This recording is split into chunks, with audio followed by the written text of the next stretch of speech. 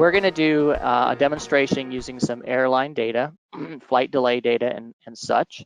Cambridge Semantics already had a data set that was doing this and using the RDF star to put data on the edges. So what we're going to do is we're going to preview that. Thomas is going to jump on and kind of talk a little bit about the data that they have gotten for their flight delay demo, and talk you through how they model that and bring that into the system.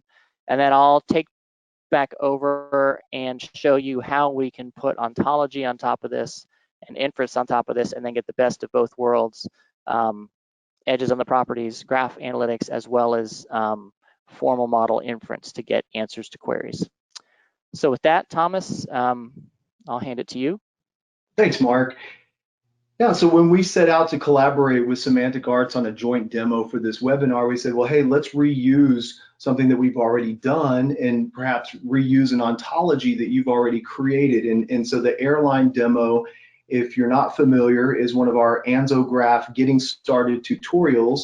And we basically took some CSV data from the Bureau of Transportation Statistics. They provided individual flight delay information. So we downloaded all of the flight delay data from 2003 to 2019, and that comes down in a CSV file.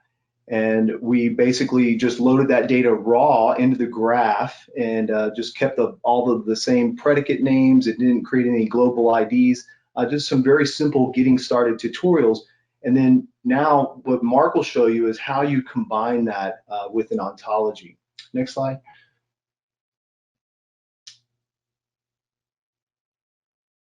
And so what the data looks like, there are a couple data sets that we're combining, but the main data is this flight information, and it's about 32 columns. You can see those listed here. There's about 6 million records.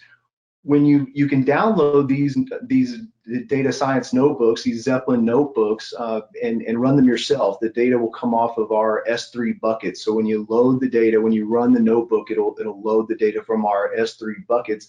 But this is what it looks like. Go to the next slide. So the first thing we need to do is convert those rows and columns into triples. And so we looked at the different entities that exist in there.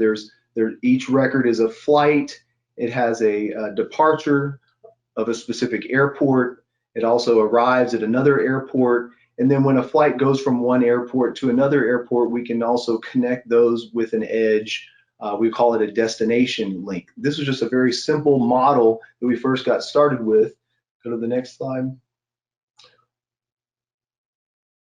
Once we have that, you can start to see how the graph model starts to build out. And so this is kind of the standard for each record. There's airports that are connected by a flight. The flight has a departure and an arrival, and we connect those with the destination link. Now, Mark will take you through how to use this ontology, but basically each one of the rest of the, go ahead, yeah, go to the next slide. Each one of the columns is associated with different properties on those nodes. And here we show the RDF edge properties. I think that's a build out, one more. So here we have Airport Boston is connected to Airport JFK.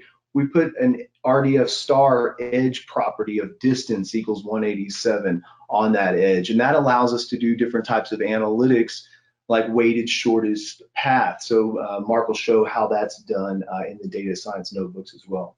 Next slide. Once we have that data loaded, then we can start doing all different types of analysis. So our sample notebooks, the getting started, the first one loads the data, the second one runs these different queries so you can start analyzing it. But that's just the raw data.